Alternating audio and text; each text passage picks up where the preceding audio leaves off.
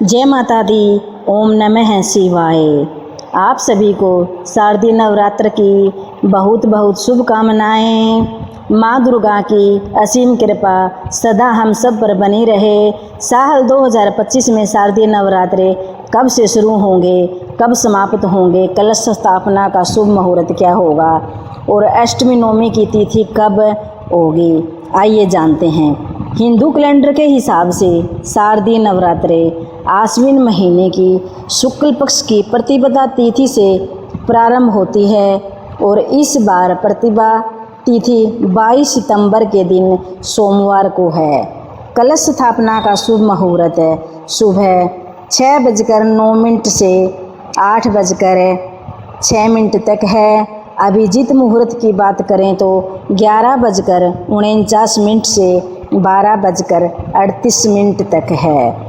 अष्टमी तिथि इस बार 30 सितंबर मंगलवार को मनाई जाएगी। नवमी तिथि 1 अक्टूबर बुधवार को मनाई जाएगी। दसवीं तिथि 2 अक्टूबर गुरुवार को मनाई जाएगी। गुरुवार को ही कलश विसर्जन और नवरात्र की पूजा समाप्त। विजयदशमी का त्यौहार भी 2 अक्टूबर गुरुवार को मनाया जाएगा। नवरात्रि में घट स्थापना बेहद शुभ होती है।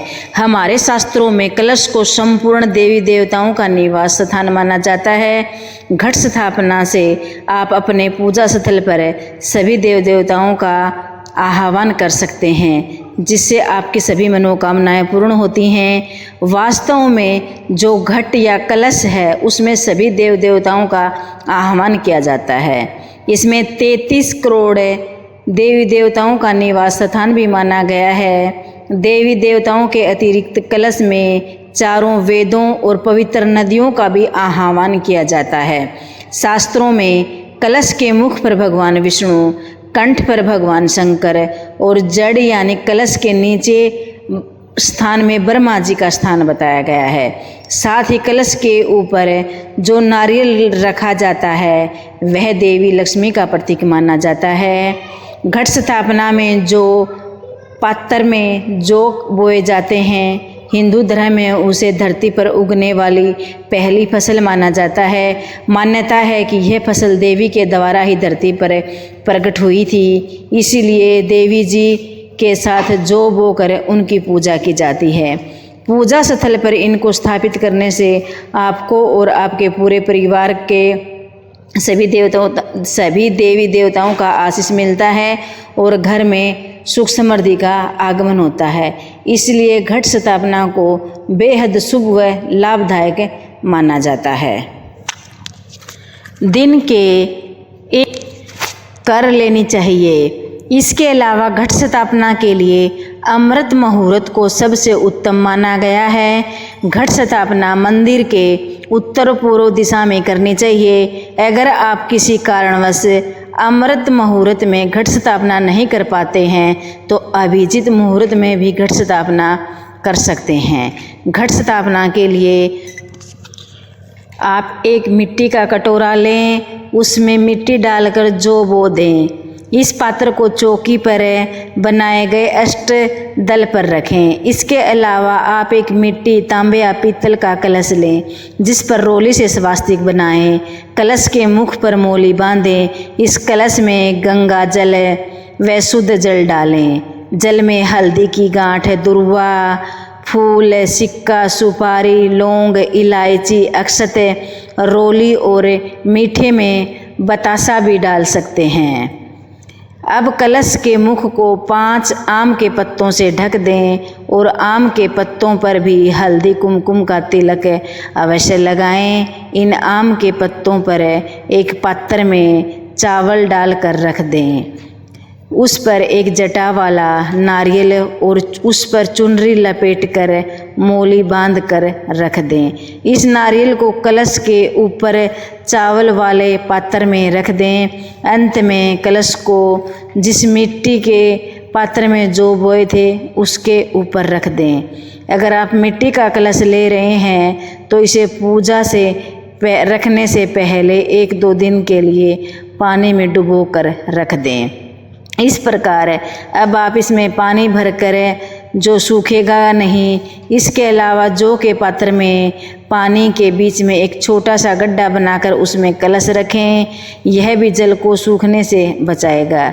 अगर फिर भी जल सूख रहा हो तो आप कलश के बगल से धीरे धीरे पानी डाल सकते हैं। यह उपाय आपके काम आएगा। घट स्थापना के बाद माँ की प्रतिमा के दाएं तरफ अखंड दीपक रखें और उसे दीपक जलाएं। अखंड दीप प्रज्वलित करने के बाद माँ की पूजा करें। अखंड ज्योति की स्थापना के बाद रोज माता के साथ इस दीपक का भी पूजन करें। पूजा के समय अखंड ज्योति को भी पूजन सामग्री और भोग अवश्य अर्पित करें। इसके साथ ही इस बात का विशेष ध्यान रखें कि एक बार अखंड ज्योत जलाने के बाद घर को पूरी तरह से बंद नहीं करना होता। अखंड ज्योति जलाने के बाद घर में किसी न किसी सदस्य का होना जरूरी होता है। अगर आप अकेले रहते हैं या फिर बाहर काम से बाहर जाते हैं तो किसी मंदिर में इसकी स्थापना करवा सकते हैं। इसके लिए अकेला कदापि न छोड़ें।